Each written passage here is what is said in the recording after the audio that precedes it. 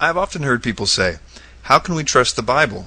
It has been edited and re-edited by men," and that everyone knows the Bible was censored by the Roman Catholic Church in 325 AD at the Council of Nicaea. To this I would say, are you sure about that? Have you ever looked into it for yourself? The fact is that the subject of the canon never came up at the Council of Nicaea, and we have all the council rulings, plus reports by several attendees to absolutely prove that the council never issued any such rulings, nor even discussed such ideas as censoring or changing the Bible in any way. The canon of the New Testament was not even on the agenda of the Council of Nicaea. For the most part, this idea is the creation of Dan Brown, the author of the Da Vinci Code, and many others. It is simply not true.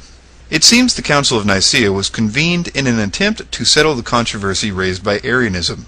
The Council also addressed disciplinary decisions concerning the status and jurisdiction of the clergy in the early church, and for establishing the date on which Easter is celebrated.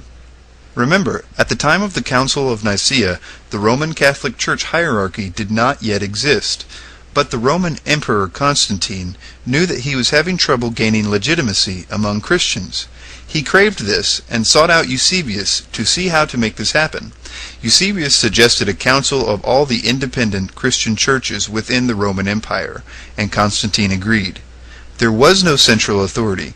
The bishops that were summoned derived their authority from their own independent, local, Bible-believing congregations, which was functioning quite well without the interference of Rome. In fact, many of them still bared the scars of persecution from the Roman Empire and were rightly skeptical of such a gathering. So you may ask, when was the canon decided upon? Every New Testament book was cited as authoritative by a church father within one generation. We have more than 32,000 New Testament quotations from early church writers from the 2nd and 3rd centuries. In fact, we could recreate virtually the entire New Testament just from the quotes of the early church writers of the 2nd and 3rd centuries. We can be quite certain that the New Testament we have today has come down to us just as it is from the earliest days, and we can be quite certain what they considered to be Scripture. In fact, by around 200 AD, 125 years before the Council of Nicaea, they were quite openly quoting and referencing all the New Testament books of the Bible. Paul's letters were already considered Scripture in the mid-1st century. Take a look at how the Apostle Peter himself called them Scripture in his letter, 2 Peter chapter 3, verses 14 through 16.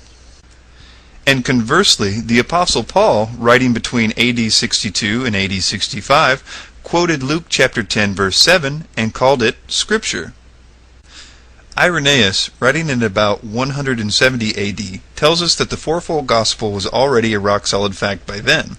The fact that the fourfold gospel is also reflected in the so-called Muratorian fragment, which was written about the same time, 170 AD, note 155 years before Nicaea, that the Muratorian fragment lists for us basically the whole New Testament canon, and it shows us once again that the fourfold gospel was an established fact by then. Justin Martyr also confirms the validity of the four gospels, writing between 150 and 155 AD. The sheer number of quotations by the early church fathers of these canonical New Testament writings clearly shows that the early church had decided long before the Council of Nicaea which books they considered to be inspired. So what about the Gnostic Gospels, such as the Gospel of Thomas? Dan Brown of the Da Vinci Code says the only reason they weren't put in the Bible is because the Catholic Church didn't like what they had to say. Is that true? The answer is no. A large number of spurious documents emerged during the centuries following the ministries of the apostles and were universally rejected by the early church. Copies of a group of these were found at Nag Hammadi in Egypt, dating from the 3rd and 4th centuries. And these are uncritically accepted by Dan Brown as accurate. These include the Gospel of Thomas, the Gospel of Philip, the Gospel of Mary, the Gospel of Truth, and about 4 dozen others. They were written under false pseudonyms, such as Thomas, and even the promoters of these documents do not claim that the disciple Thomas actually wrote it. They were all written centuries after the Gospel period, in contrast to the contemporaneous eyewitness accounts in the New Testament, and don't even claim to be actual records of events. And finally, let's look at a few points regarding the Nag Hammadi texts and the Gospel of Thomas, which appears to be the most likely of the Gnostic texts to be valid. The only firm evidence for dating the Gospel of Thomas is its earliest Greek fragments, which was written no later than about AD 200. The first reference to the Gospel of Thomas by name occurs no earlier than Hippolytus, who was writing after AD 222 and 235. The author of the Gospel of Thomas shows a decided dependence on the canonical Gospels, demonstrating a later date for its composition than they. Ironically, this fact is used as one of the sole reasons for dating the Gospel of Thomas before the canonical Gospels. They claim that the less detailed and poorly developed concepts in the Gospel of Thomas reflect an earlier date than the canonical Gospels. However, literary scholars have noted that the opposite is generally true in literary development. For instance, a masterpiece is usually created, thereby establishing a genre type, and then future authors will try to copy that genre with less success. To the charge that there is no literary references to the Gospel of Thomas until the 3rd century, the answer is usually something to the effect that the Christians somehow destroyed any record of it.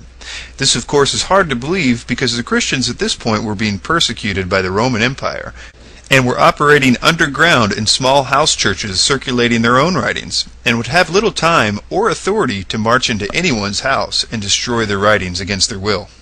In conclusion, the canon of the New Testament was not even on the agenda at the Council of Nicaea.